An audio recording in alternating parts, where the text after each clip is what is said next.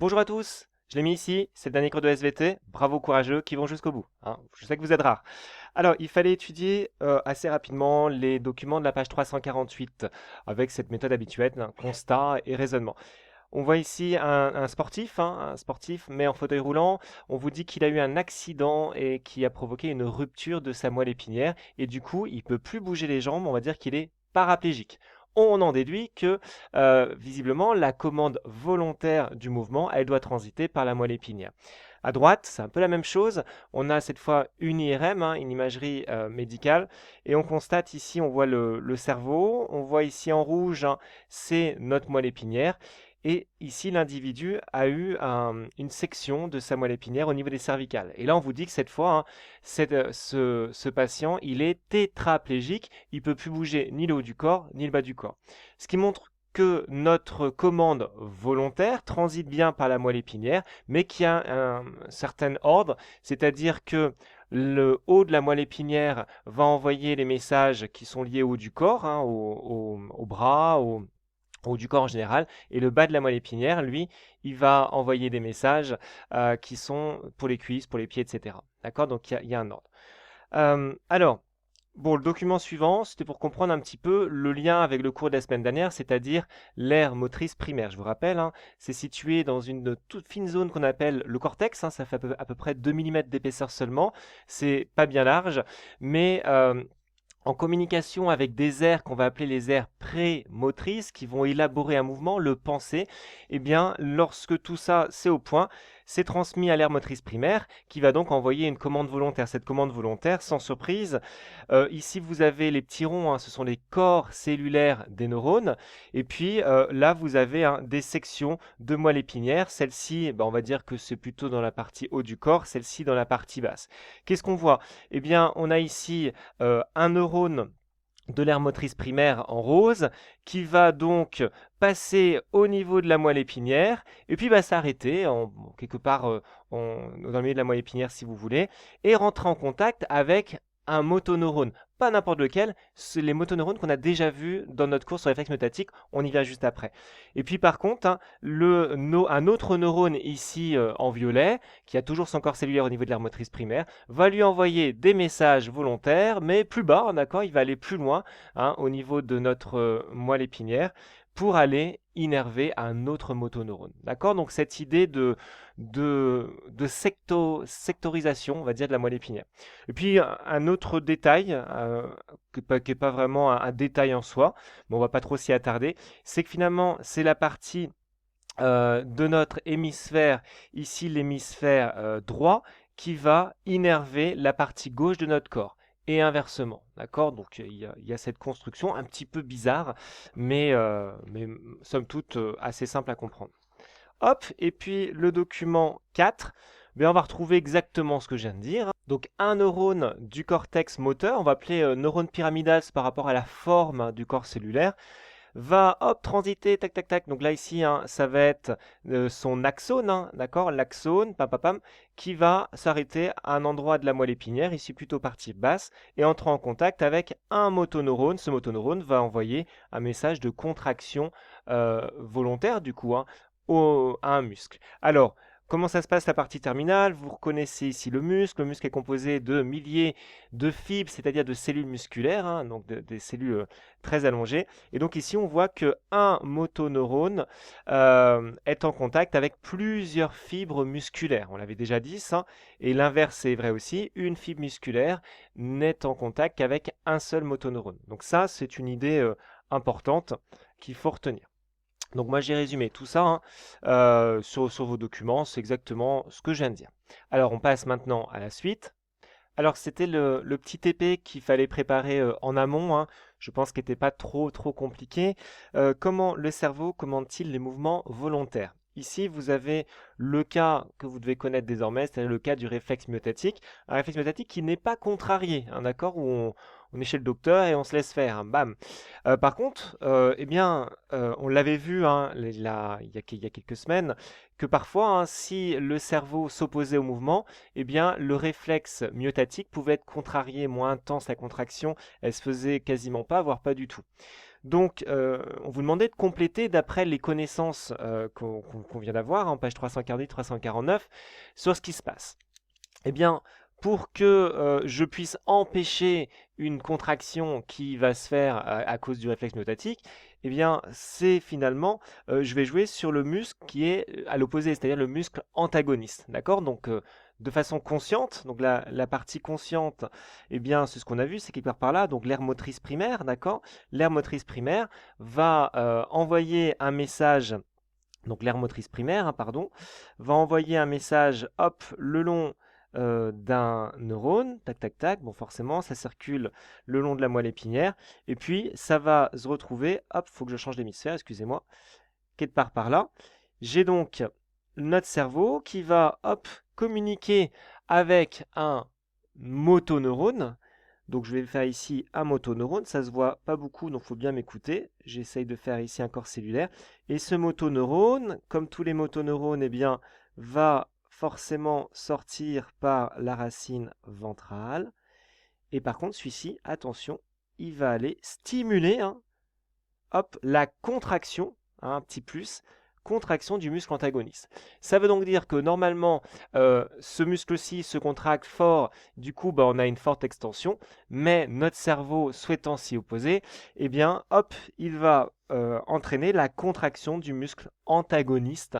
Et donc, du coup, il y a un sacré problème dans notre histoire, puisque celui-ci, il va se contracter, il veut se contracter par réflexe myotactique, le cours qu'on a appris ici.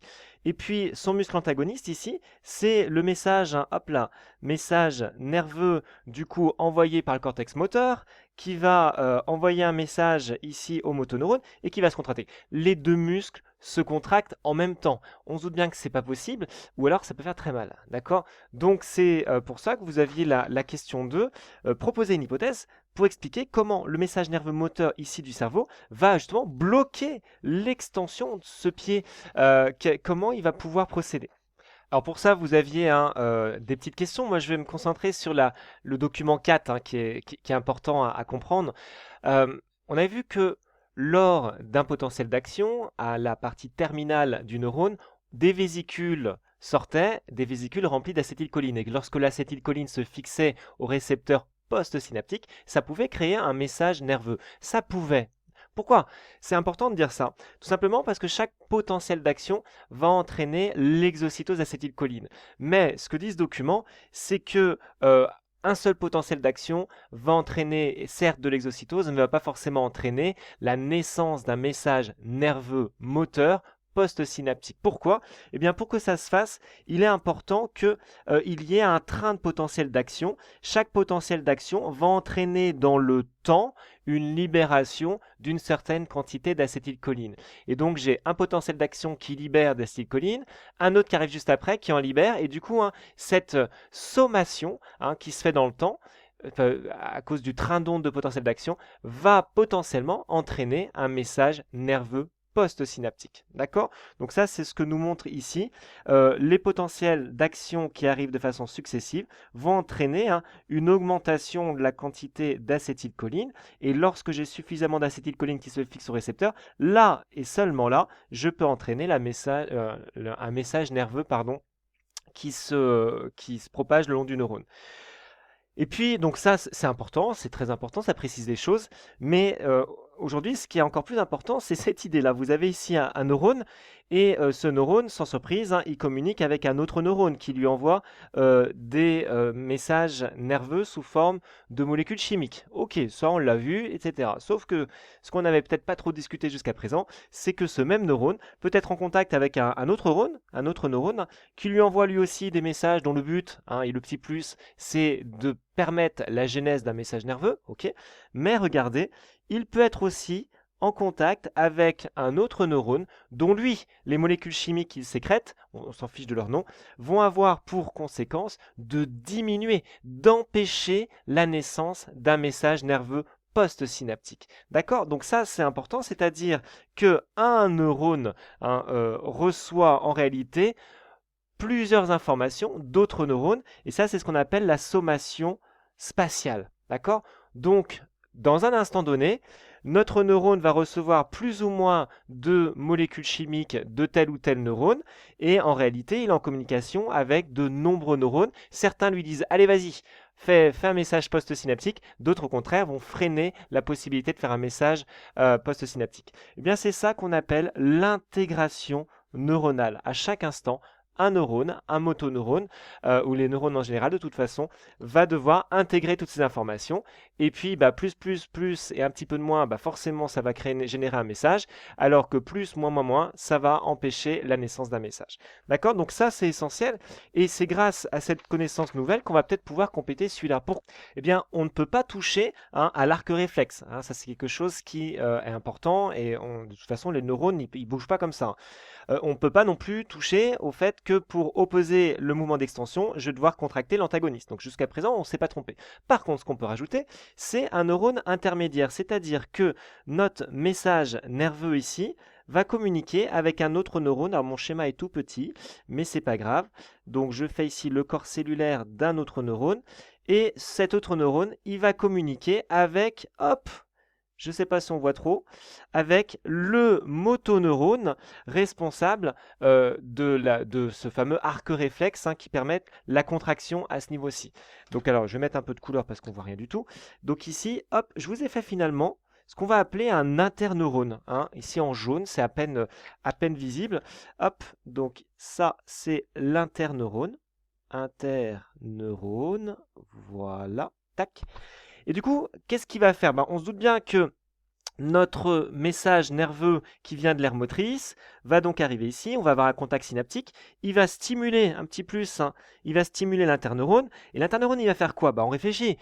Si l'interneurone, il est là pour stimuler le neurone le motoneurone, excusez-moi, je vais y arriver, eh bien là il y a un souci technique, c'est que je vais avoir de la contraction, et c'est pas du tout ce qu'on veut. Par contre, on l'a compris, certains neurones vont au contraire envoyer des messages pour inhiber la naissance de messages nerveux post-synaptiques. Eh bien, c'est exactement ce qui se passe. C'est-à-dire qu'ici, notre motoneurone ici en rouge, qu'est-ce qui lui arrive? Eh bien, par le fonctionnement du réflexe myotatique, il va recevoir ici de la fibre sensitive des informations, vas-y, contracte-toi, j'ai été étiré. D'accord? Mais il va aussi recevoir des informations envoyées par l'interneurone, des informations qui vont inhiber et qui vont empêcher la naissance de messages nerveux post-synaptiques. Si bien que quasiment pas d'information est véhiculée par le motoneurone et du coup ce muscle-là ne se contracte pas ou alors très peu. D'accord? Donc on s'est bien opposé à l'extension. Donc vous voyez, c'est de façon très schématique, on pourrait encore complexifier un petit peu tout ça, mais on voit bien comment le mouvement volontaire peut imposer sa volonté, la volonté de l'aire motrice primaire, en jouant sur ces interneurones. D'accord? Donc ce qu'il faut retenir de toute cette histoire, en plus du schéma, c'est, on l'a déjà dit, chaque motoneurone de la moelle épinière va intégrer différents messages qui lui parviennent au niveau des contacts synaptiques. D'accord? Donc on retient qu'une synapse donnée, elle peut être excitatrice, et du coup augmenter, renforcer l'activité d'un motoneurone, ou au contraire inhibitrice. D'accord? Donc inhibitrice, bon, j'ai fait un gros pâté, c'est un H, d'accord? Et du coup, notre motoneurone va intégrer les différentes informations pour élaborer en fin de course un message moteur qui va être unique et qui va permettre soit une forte contraction ou une plus faible contraction. D'accord?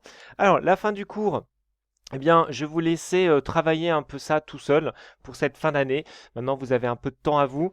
Il s'agit de la plasticité du cortex moteur. Donc, vous avez les livres pages 350-351 qui vous montrent que pour apprendre un instrument, apprendre en général de toute façon, eh bien, les connexions synaptiques sont essentielles. Et donc, plus je vais répéter un mouvement de façon volontaire, plus je vais créer de connexions synaptiques. C'est quelque chose qu'on avait déjà abordé en première lors de la vision.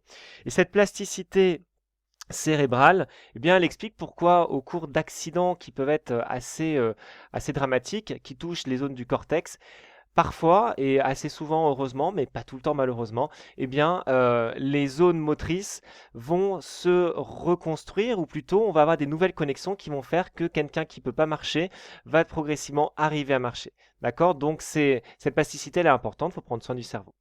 Voilà, donc je vous laisse voir ça tout seul. Au revoir.